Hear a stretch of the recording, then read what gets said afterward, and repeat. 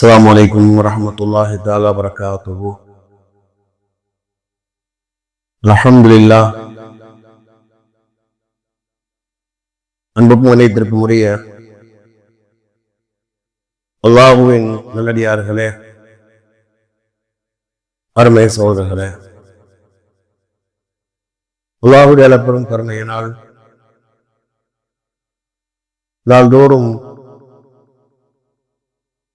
சில நல்ல விஷயங்களை அறிந்து வருகின்றோம்.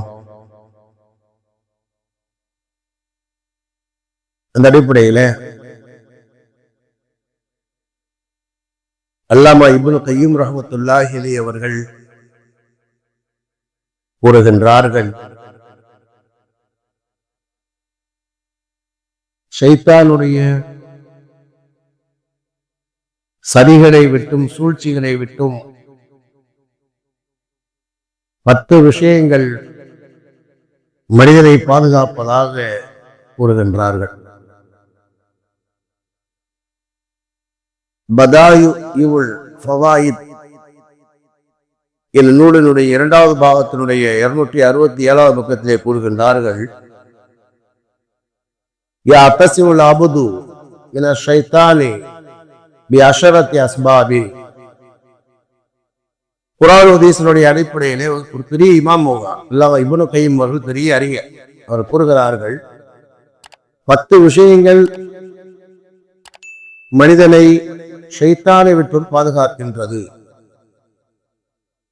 ஏற்கனவே சொல்லியிருக்கோம், ஷைத்தான் என்பவன் அல்லாஹ்விடத்திலே சமகம் செய்து விட்டு வந்தவன். எந்த மனிதனாக இருந்தாலும் சரி, ஏதாவது ரூபத்திலே அவனை வழிகெடுத்து விட வேண்டும் என்பதிலே அவன் தீராத வெறி உடையவன். ஒவ்வொரு நொடியும் அவனிடத்திலே கவனமாக இருக்க வேண்டும். ஒவ்வொரு மனிதனையும் அவனுடைய மைனஸ் என்ன என்பதை அறிந்து அதில் அடிக்கக்கூடியவன். வாழ்க்கையில ஒரு மனிதனுடைய மைனஸ் தான் இன்னொரு பிளஸ்ஸா இருக்கும். அது மாதிரி ஒவ்வொரு மனிதனிடத்திலே ஏதாவது ஒரு பலகீனங்கள் இருக்குமா, ஆனால் அந்த பலகீனத்தை கொண்டு அவனை அடித்து அவனை முறியடித்து அவனை வீழ்த்தக்கூடியவன் ஷைத்தான். அதனால ஆதம் அலைஹிஸ்ஸலாத்துல போய் சொன்னோம், நீங்க இந்த கனியை சாப்பிடக்கூடாது தெரியுமா, சாப்பிட்டீங்கன்னா இல்லான் தக்கூனா ஹாலிதி, நீங்க என்ன செய்ய மலக்காயிருப்பீங்க, இது நிரந்தரமா இருப்பீங்க. அது மாதிரி என்ன அப்படின்னா, ஒவ்வொரு மனிதனிடத்திலே என்ன பலகீனமோ அந்த பலகீனத்தை என்ன செய்வான், பிளஸ்ஸாக ஆக்கி வந்து அவனை வீழ்த்தக்கூடியவான். அந்த அடிப்படையில அல்லாமா இப்னு கய்யிம் அவர்கள் கூறுகிறார்கள், 10 விஷயங்கள் மனிதனை விட்டும் மனிதனை ஷைத்தானை விட்டு பாதுகாக்கும். அத முதலாவதாக சொல்றாங்க, அல் இஸ்திஆதத்து பில்லாஹி மினஷ் ஷைத்தானிர் ரஜீம். ஷைத்தானை விட்டும் அல்லாஹ்விடத்திலே பாதுகாவல் தேடிக்கொண்டே இருக்க வேண்டும் என்பதாக கூறுகிறார்கள்.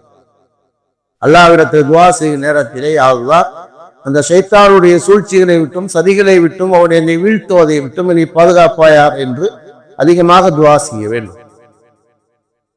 ஆனால் அந்த 13ஆம் தேதி என்று கூட இந்த ஆயத்துக்கு விளக்கம் சொன்னேன் உங்களுக்கு. 23வது சூராவுடைய 97, 98. அஊது பிக்க மின் ஹமஸாத்தி ஷயாத்தீன் வ அஊது பிக்க ரப்பி அன் யஹ்துரூன் வக்குர் ரப்பி அஊது பிக்க மின் ஹமஸாத்தி ஷயாத்தீன். யா அல்லாஹ், என்னை ஷைத்தானுடைய சூழ்ச்சிகளில் இருந்தும் ஒரு இடத்திலே வருவதை விட்டு நீ பாதுகாப்பாயாக என்ற வசனத்தை அதிகமாக ஊதி வர வேண்டும். இந்த வார்த்தையை, இந்த ஆயத்தை நாம் அதிகமாக ஓதுகிற நேரத்திலே, உறந்த சிறுகிற நேரத்திலே ஓதுவது என்பது ஒன்று. பொதுவாகவே நாம் ஓதுகிற நேரத்திலே அல்லாஹ் தஆலா நம்மை பாதுகாப்பார். 2வதாக எழுதுகிறார்கள், கிராஅத்து சூரத்துல் ஃபலக்கி வன்னாஸ், குல் அஊது பிரப்பில் ஃபலக் குல் அஊது பின்னாஸ். இந்த சூறாக்களை அதிகமாக ஓதுவது என்பது ஷைத்தானை விட்டு மனிதனை பாதுகாக்கும். ஏனென்று அல்லாஹ் தஆலா இங்கே கூறுவார், அல்லதி யுவஸ்விசு ஃபீ சுதூரின் நாஸ், மனிதனுடைய உள்ளத்திலே குழப்பங்களை ஏற்படுத்துகின்ற ஷைத்தானை விட்டு அல்லாஹ்விடத்திலே பாதுகாவல் தேடுகின்ற வசனம் அங்கே இருக்கின்றது. ஜின்னத்தி வன்னாஸ், ஜின்கள் ஷைத்தானின் எல்லா வகையான ஆபத்துகளை விட்டு பாதுகாவல் தேடுவதற்காகத்தான் இருந்து சேருது அந்த சூறாவே அருளப்பட்டது. அதனால வாழ்க்கையில இந்த இது அதிகமாக ஓதுகிற நேரத்திலே ஷைத்தானை விட்டு பாதுகாக்கப்படுகின்றோம். மூன்றாவதாக கூறுகிறார்கள் ஆயத்தில் குர்சி. ஆயத்தில் குர்சி அதிகமாக ஓதுகிற நேரத்திலே ஷைத்தானை விட்டு பாதுகாக்கப்படுகிறது. சில விஷயங்கள் ஏற்கனவே சொல்லியிருக்கோம். அவங்க தொகுத்து மொத்தமா சொல்றாங்க. நான்காவதாக சொல்றாங்க கிராத்து சூரத்துல் பக்கரா. சூரத்துல் பக்கரா ஓதுகிற நேரத்திலே ஷைத்தானை விட்டு பாதுகாப்பு கிடைக்கும். அதே சரி சூரத்துல் பக்கராவுக்கு நிறைய சிறப்புகள் இருக்கிறது. ரசூலுல்லாஹி ஸல்லல்லாஹு அலைஹி வஸல்லம் சொன்னார்கள், எந்த வீட்டிலே சூரத்துல் பக்கரா ஓதப்படுகிறதோ அந்த வீட்டை விட்டும் ஷைத்தான் ஓடிவிடுவான் என்பதாக. சூரத்துல் பக்கரா 2 ஜுஸு இருக்கும்.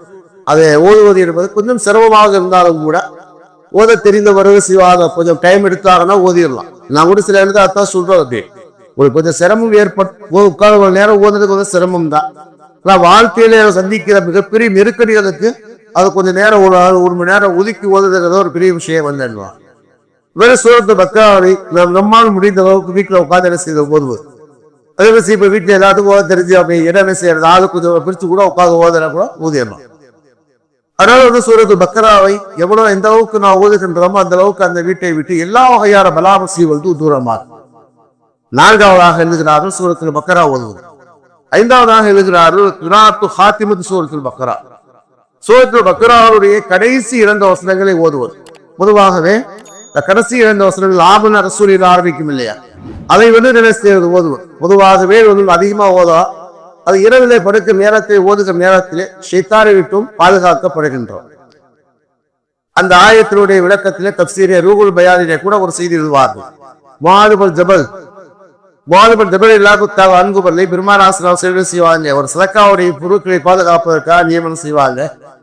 ஆயத்தில் பூசிக்கிறோம் அபூ ஹுரைராவுடைய வரலாறுமாகியே இந்த ஆமன் ரசூலுக்கும் முஆதுபல் ஜபலுடைய வரலாறு. அந்த சதக்காவுடைய பொருளை பாதுகாப்பதற்காக நியமிக்கிற நேரத்தில் ஒரு வயதான ஒரு வருவார். வந்து என்ன செய்வார், அந்த சதக்காவுடைய பொருளை களவாடுவார். அவங்க பிடிச்சிருவார். அப்ப அவர் கெஞ்சுவார், அந்த தூவியார் நான் பெரிய குடும்பத்தை சார்ந்தவன், நான் ரொம்ப ஏழையா இருக்கேன் விட்டுருவார். பெருமாள் காலையில வந்து சொல்லுவாங்க. சொல்லுவாங்க காலைல சொல்லுவாங்க, ஒருத்தர் வந்தாரு, ஒரு வயசான ஒரு திருநாரு, நான் அவரை பிடிச்சிட்டேன், அவர் கெஞ்சினாரு விட்டுட்டேன். சரிங்க, இன்னைக்கு நைட்டுக்கு அவர் வருவார்னு சொன்னாங்க. அதே மாதிரி அன்னைக்கு நைட்டுக்கு வந்தார், பிடிச்சிட்டான். நீ நேற்று கொண்டாந்து ஒப்படைச்சிருக்கேன், நீ நேற்று வருவாரு, அவரை பிடிச்சி காலையில் ஒப்படைச்சிருக்கேன்வா. அடுத்த நாள் அவர் வருவாரு, அப்போ அதே மாதிரி பிடிக்கும்போது அவர் கெஞ்சி வர விட்டுருவான்.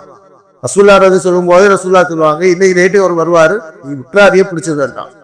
இப்போ கடைசியில செய்வாங்க, இன்னைக்கு நைட்டுக்கு அவர் வருவாரு, அவரை பிடிச்சிருவாங்க. பிடிச்சவரை அவர் கெஞ்சுவார். விடவே முடியாது. ரசூல்லா சொன்னாங்க, நான் காலையில் ஒப்படைக்க சொல்லிட்டாங்க, நான் விடவே முடியாது. அவதான் அவர் சொல்லுவாரு, நான் உங்களுக்கு என்ன செய்யறது, ஒரு ஆயத்தை கற்றுத் தருகின்றேன், அந்த இதுக்கு ஓதி வந்தால் நான் இங்க வரமாட்டேன்னு சொல்லி அவர் சொல்லுவார். அப்ப என்னன்னு இந்த சூரத்துல் பக்கராவுடைய கடைசி 2 வசனங்களை அவர் சொல்லுவாரு. சொல்லிட்டு அவர் போயிடுவார். ரசூல்லா சொல்லும் போது ரசூல்லா சொல்லுவாங்க, ஹுவ காதிபுன் வஹுவ சதுக்குன்னு சொல்லுவாங்க. அவன் பொய்யன், ஆனா அவர் சொன்னது உண்மைன்னு சொல்லுவாங்க. யாரு ரசூல்லா சொல்லுவாங்க, ஷைத்தான் சொல்லுவாங்க. அவன் இப்லீஸ் தான் வந்தான். அதாவது ஒரு பொய்யனாக இருந்தாலும் கூட அவர் சொன்னது உண்மை என்பதாக சொல்லிட்டு ரசூல்லா சொல்லுவாங்க, யாரு என்ன செய்யற இரவிலே படுக்கிற நேரத்துல இந்த சூரத்துல் பக்கராவுடைய கடைசி 2 வசனங்களை ஓதுகிறார்களோ அவருக்கு ஷைத்தானுடைய விட்டு பாதுகாப்பு கிடைக்கும்தாக சொல்லுவாங்க. இது 5வதாக எழுதுறாங்க. 6வதாக எழுதுறாங்க, அவ்வளவு சூரத் ஹாமீமுல் மூமின் இதா கௌலிஹி வ இலைஹில் மஸீர். 40வது சூறாவது சூரத்துல் மூமின் வரும். மூமினூன் கிடையாது, மூமினூன் வேற சூறா இருக்கு. 18வது சூருடைய ஆரம்பத்துல மூமின் அந்த சூறா சொல்லல. 40வது சூறாவது சூரத்துல் மூமின் வரும். சில பேர் சூரத்துல் ஹாஃபிர்னு சொல்லுவாங்க. அந்த சூறாவுடைய முதல் 3 வசனங்கள் இலைஹில் மஸீர் வரும். அந்த ஆயத்துகளில் நாம் அதிகமாக ஓதுகிற நேரத்தில் அதை ஓதுகிற நேரத்தில் ஆயத்தில் குர்சியை சேர்த்து ஓதும். அந்த ஆயத்தில் குர்சியை ஓதிட்டு என்ன செய்யற அந்த 3 வசனங்களை ஓதுகிற நேரத்திலே அவருக்கு பாதுகாப்பு கிடைக்குமாக எழுதுகிறார்கள். 7வதாக எழுதுகிறார்கள். இந்த 4வது பனேத்து சொன்ன இல்லையா, லா இலாஹ இல்லல்லாஹு வஹ்தஹு லா ஷரீக லஹு லஹுல் முல்கு வ லஹுல் ஹம்து வ ஹுவ அலா குல்லி ஷைஇன் கதீர் என்பதை யார் அதிகமாக ஓதுகிறார்களோ அவர்களுக்கு ஷைத்தானை விட்டு பாதுகாப்பு கிடைக்குமாக கூறுகிறார்கள். 8வதாக எழுதுகிறாங்க, கஸ்ரத்து திக்ருல்லாஹ், அல்லாஹ்வை அதிகமாக திக்ர் செய்யும் நேரத்திலே ஷைத்தானை விட்டு பாதுகாப்பு கிடைக்கும். பொதுவாக சொல்லுவாங்க இல்லையா, பொதுவாக ஒளி வந்துருச்சு அப்படின்னு கேட்டா இருள் அதை விட்டு விளைக்கிறோம். அது மாதிரி நம்ம எப்போ நம்முடைய நாவுல என்ன செய்யறது, அல்லாஹ்வுடைய திக்ரை நம்ம ஓத ஆரம்பித்து விடுகின்றோமோ அப்ப என்ன செய்யறோம், ஷைத்தான் நம்மை விட்டு என்ன செய்யலாம், விலகி விடுகின்றான். அதனால என்ன செய்யணும், அதிகமாக அல்லாஹ்வுடைய திக்ர் ஏதோ ஒரு திக்ரை என்ன செய்யறது ஓதுகிற நேரத்திலே சைத்தானை விட்டு அவருக்கு பாதுகாப்பு கிடைப்பதா அறிஞர் மக்கள் எழுதுறாங்க. ஒன்பதாவதாக சொல்றாங்க அது உது வசரா, பரிபூர்ணமான முறையிலே உழு செய்து விட்டு தொழுவதில் என்பது. இங்க ரெண்டு விஷயங்கள் இருக்கின்றன. பொதுவாக உணவோடு இருக்குதல் என்பது ஒரு உயர்ந்த பண்பு. பெருமானாசராசனுடைய வந்துட்டு என்ன செய்வாரு, ஒரு தோழர் வந்து கேட்கும் நேரத்தில் கூட வறுமையை சொல்வார். வறுமையை சொல்ற நேரத்தில் சொல்லுவாங்க தும்மர தஹாரா, நீங்க என்ன செய்யுங்க, எப்போதுமே வந்து ஒரு உணவோடு இருங்க, உங்களுக்கு வறுமையை நீங்க சொல்லுவாங்க. இன்னொரு தேசத்துல பெருமானா எப்படி சொல்லுவாங்க, யார் வந்து உணவோடு இருக்கிறாரோ சைத்தா, அதை சைத்தானை விட்டு பாதுகாக்கின்ற கேடம் என்பதாக பெருமானா சொல்லுவாங்க. அதனால எப்போதுமே வந்துட்டு உணவு முறிஞ்சிருச்சு அப்படிங்க, ஏதாவது உணவு செய்து விட்டு உணவோடு இருக்குது என்பது ஒரு உயர்ந்த பாக்கியம், சைத்தானை விட்டு வழி பாதுகாக்கும். அதோடு வந்துட்டு என்ன செய்ய அப்படின்னா, தொழுகிற நேரத்திலே நல்ல பரிபூர்ணமான முறையிலே தொழுகிற நேரத்திலே தொழுகை என்பது தனியாகவே சைத்தானை விட்டு பாதுகாக்கக்கூடியது. ஏன்னா வந்துட்டு அல்லாஹ் கூடாது சொல்றாரு, இன்னசலாத்தர்கள் பர்ஷாபுத்த, தொழுகை என்பது எல்லா பாவத்தை விட்டும் பாதுகாக்கக்கூடியது. பாவத்தை செய்ய தோன்றது யாரும் சைத்தான் தான் தோன்றான். அப்ப பொதுவாகவே உதவோடு இருக்கிறது என்பது ஒரு பாதுகாப்பு, அதில் தொழுகுதல் என்பது இன்னொரு பாதுகாப்பு. இங்க என்ன சொல்றாங்க அப்படின்னா, பரிபூர்ணமான முறையிலே உழுச்சை விட்ட தொழுகின்ற வளமை இருக்கிற நேரத்திலே சைத்தானை விட்டு அவருக்கு பாதுகாப்பு கிடைக்கும் சொல்லி 9வது செய்தியாக எழுதுறாங்க.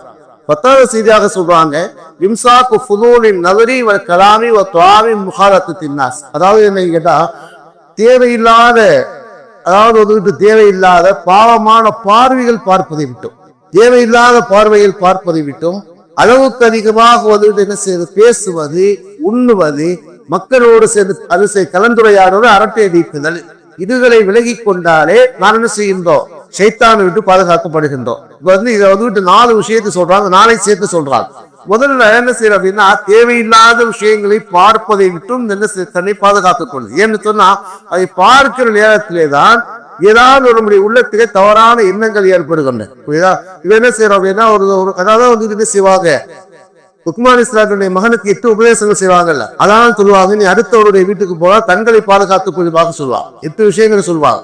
இதா குறித்த பிசாது கல்பக்க, தொழுகையில இருந்தால் உள்ளத்தை பாதுகாத்துக்கொள், அடுத்தவருடைய வீட்டுக்கு சென்றால் கண்களை பாதுகாத்துக்கொள், உணவுக்கு முன்னால் வந்தால் வயிற்றை பாதுகாத்துக்கொள், மக்களிடத்திலே பேசுகிற நேரத்திலே நாவை பாதுகாத்துக்கொள் சொல்லிட்டு சொல்லுவாங்க, மகனே வாழ்க்கையை 2 விஷயத்தை மறந்து விடாது.